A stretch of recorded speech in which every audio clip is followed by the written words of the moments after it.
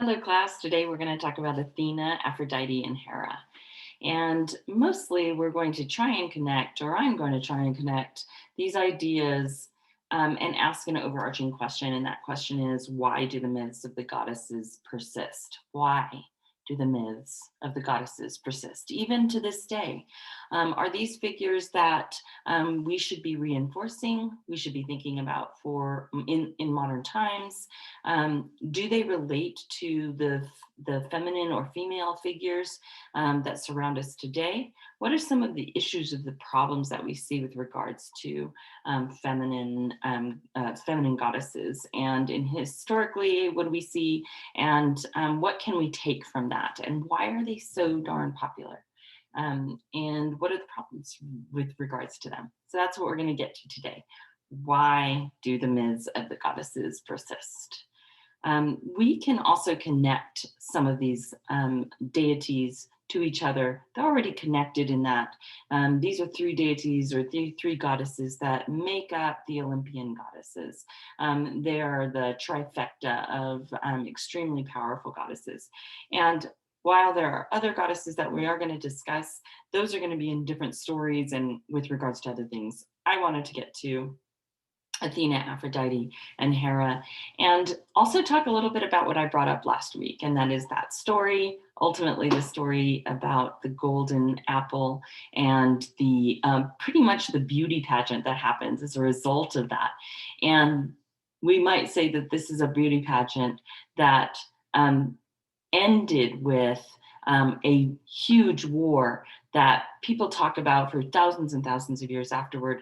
And the reasoning, or one of the reasons for that war, mythologically speaking and historically speaking, the reasons for that war are based in that story. And I think thinking about these three goddesses with regards to that is pretty important as well. Let's start with an idea about connecting Athena and Aphrodite. And Athena and Aphrodite being very different or very distinct types of feminine figures as goddesses, but both have an extremely large cult followings, lots of rituals and ceremonies that are associated with them, but they also have something that I think is historically pretty important and symbolically pretty important, and that is that both have ancient roots that may span pre-Hellenistic Greece. All three of these goddesses have older roots, but that those roots really show something, and I think what they show is this appropriation of mythology from all of the different areas by the Greek gods. I'm sorry, by the Greek people, the ancient Greek people.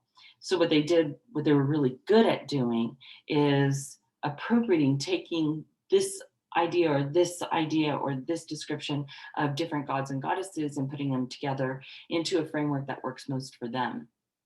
And what that ultimately says is something about this conversation that we're still having about myth and this idea that I keep wanting to, get across, and that is that idea that these Greek myths, that the mythos is not homogenous. It's not all created, in this one powerful myth that it predominates. We think of it a lot of times as being this one kind of not monotheistic, but huge, just overarching um, mythos. But really, as seen in these stories and others, this connection between all of these different disparate places.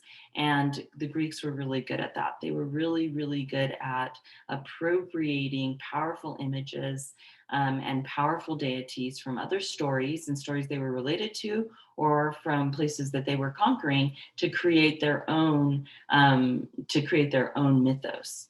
And they took the best parts of those stories, and that's one of the reasons why these stories tend to persist, is because they came from somewhere before as well. So we're seeing these stories as being the end, or the end of the root, right? And the root being coming from many different places. So let's start with Athena. there is an ancient goddess in Egypt that is associated with warfare, that is associated with fighting, that is associated with cleverness. And Athena makes up all of these things. But Athena becomes really the patron goddess of Athens, and later becomes kind of this goddess of justice and logic, and um, the courts are associated with her.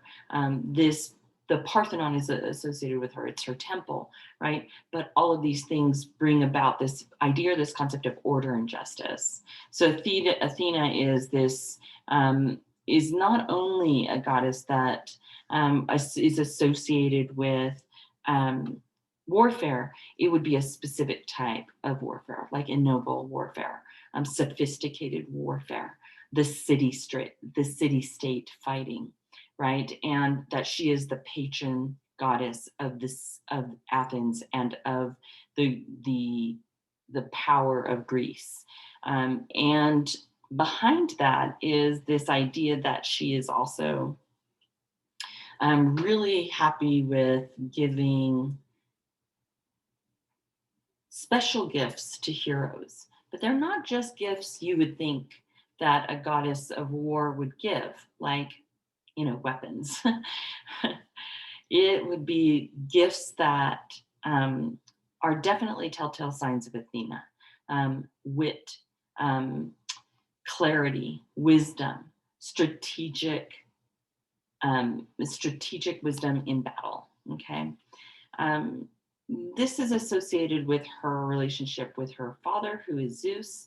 Obviously, you read the account of how Athena was born, the splitting open of Zeus's head, and the pregnancy of the mother Metis that is inside of Zeus gives birth to Athena, and Athena is born from his head, from the splitting of his head, and she's born full adult in armor. She doesn't spring forth as a child. This is also interesting because it definitely connects to Aphrodite. It connects a little bit to Hera because of the way that Hera was eaten and then regurgitated and came out as an adult as well. However, this is particularly interesting that there is a connection between the way that they are born, these goddesses, that they are not born as children, and they are not born as babies and children. They don't have a young adulthood. They are born as adults. That's pretty important. So this unnatural birth shows this special relationship between her and her father Zeus. She becomes his right-hand man or woman, if you want to say that. And really, Athena is built around this idea that she does not use her special abilities for herself. She endeavors and gives her special abilities completely and utterly to her father and her father's pursuits. And so there's always a connection between her father and her with regards to who she's helping. And very famously, obviously, Odysseus is who she helps later on. And we're going to get to that a little bit more when we do talk about the Odyssey. This is a special relationship. She is her father's daughter. She is working specifically for him. There's a couple of other things that are important and are associated with her. One of which is that she never takes a consort.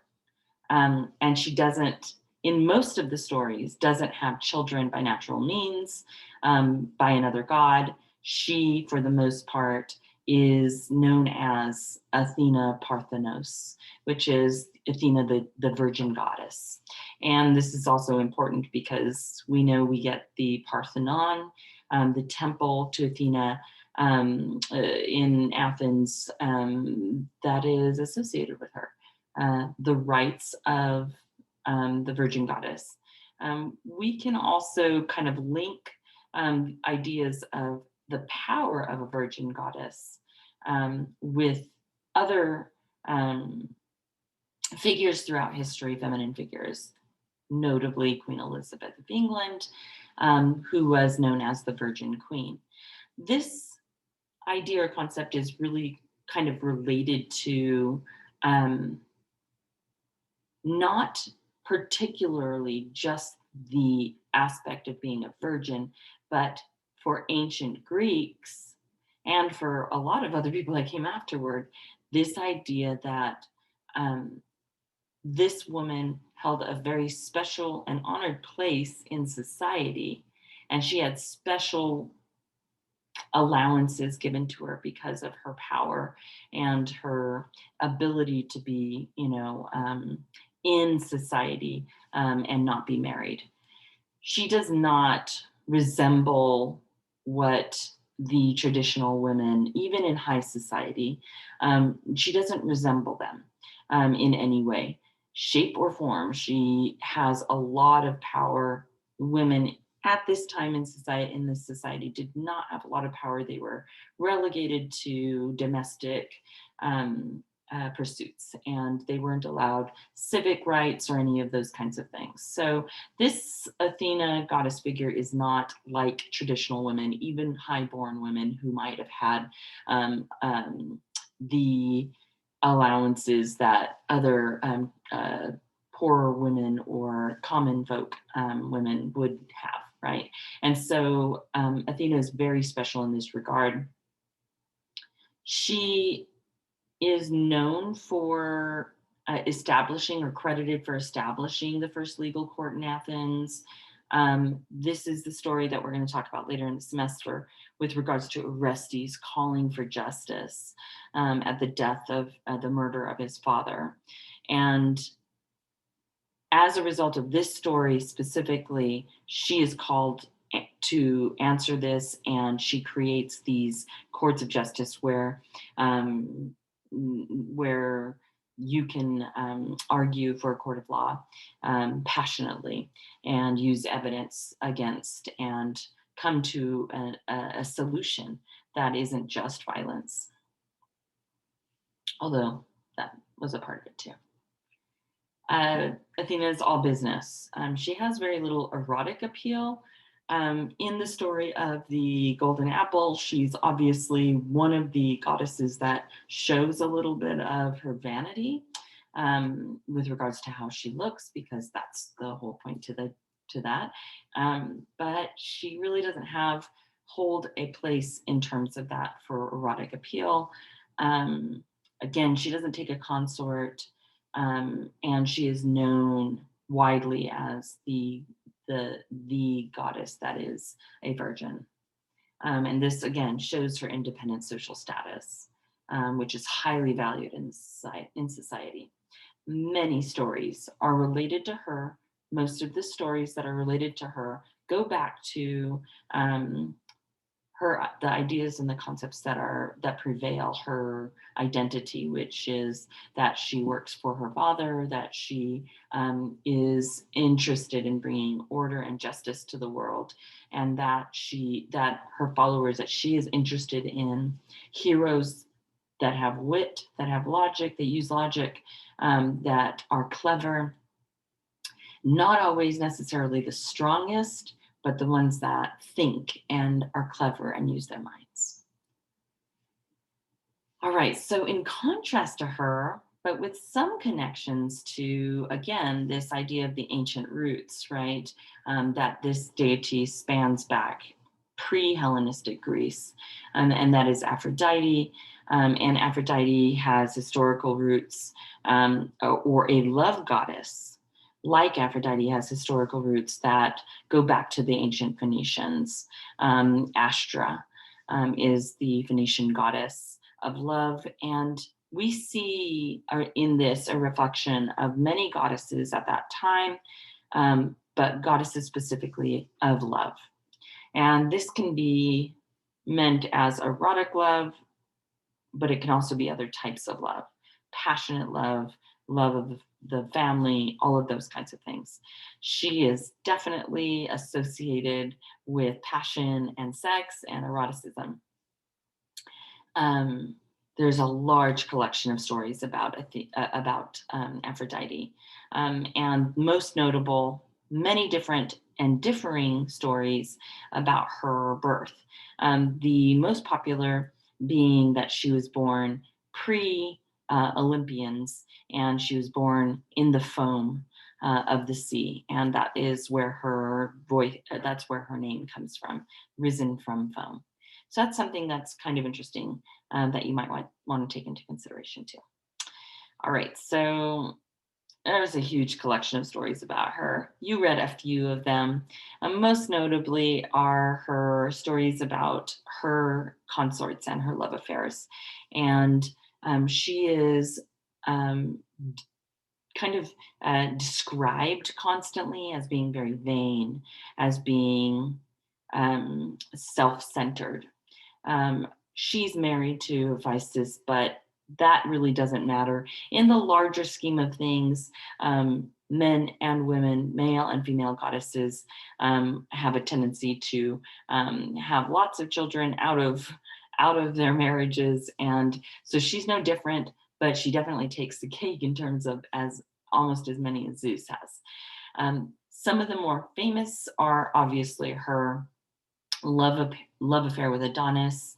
And this is in Ovid's Metamorphosis, which you guys are reading a little bit of in the Theoi this week, but about different things. So you might take a look at it, shows up around the 10th book of Ovid's Metamorphosis, which is this big book filled with lots of stories about different transformations of gods and goddesses. It's amazing. But this is one of the more popular stories of transformation, which we're going to kind of talk about other transformations, but this is a pretty important one. She and Persephone were fighting over this beautiful, perfect being, Adonis, and Zeus, and then they fight over him, and then Zeus comes in and tries to give each of them some time with Adonis, and then so certain part of the year and another certain part of the year, and then there's a little bit of the rest of the year that he tells Adonis, you can choose who you want, right, to spend your time with, and Adonis very famously chooses Aphrodite because of her beauty, because she's pretty amazing. So he chooses her, and as a result, she he is hunting in her gardens in her area, and she tells him not to harm a harmless animal, and he goes out and he kills a wild boar, and he tries to kill the wild boar, and the wild boar um, uh, basically uh, emasculates him, takes out his genitals, and he bleeds to death. And she creates these flowers that spring up from his body. This is a very famous story of transformation for Adonis, and one of the stories that really shows um, how she deals with things. She's very jealous. Um, she wants Adonis, but as a result of all of these other issues, he ends up dying. So, kind of a strange story of hers that I think is particularly telling. She is this character that and this goddess that even the fates, obviously always have some sort of hold over the gods. And this is a story of that, but she's this goddess that, has these consorts, but falls passionately and deeply in love with certain characters in mythology. She's connected again to Athena, like I said, with the appropriation of other goddesses. There are many cults and there were many religions that people that worshipped her, and this can be seen in a number of different things. Just like Athena, there are all sorts of different things, stories that are associated with her, and lots of different rituals surrounding her. Both of these are contrasted amongst with each other. I mean, you couldn't get further a type or one type of personality to another type of personality with regards to Athena and Aphrodite. And Hera falls somewhere in between.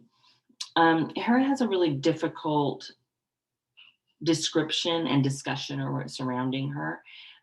She definitely represents marriage and fertility, um, but she deals with Zeus, who is this obviously very famous philanderer, and she doesn't silently deal with this. She pretty much, most of the stories that you read about her, she's spent exacting revenge on the child or the lover, or in some way both of them.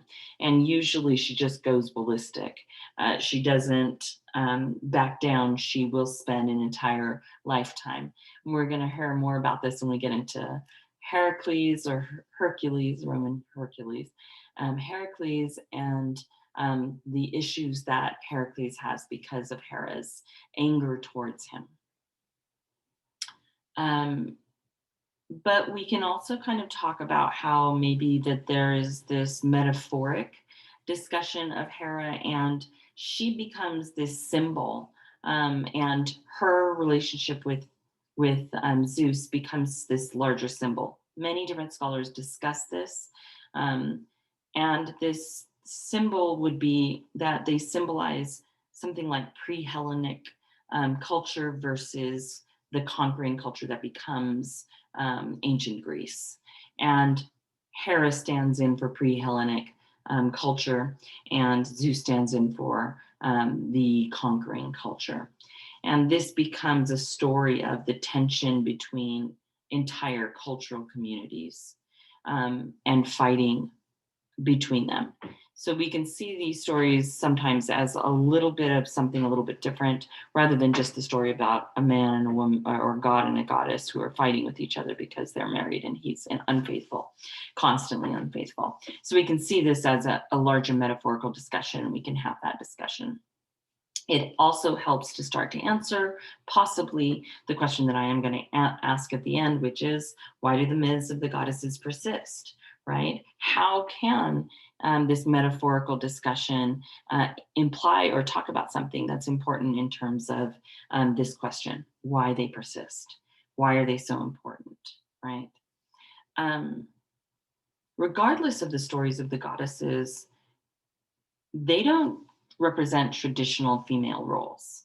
And we see this over and over again. This is, the goddesses are not representing what women went through. In fact, it would be the opposite, right? Women really were relegated to domestic things. They weren't really given a lot of power or rights.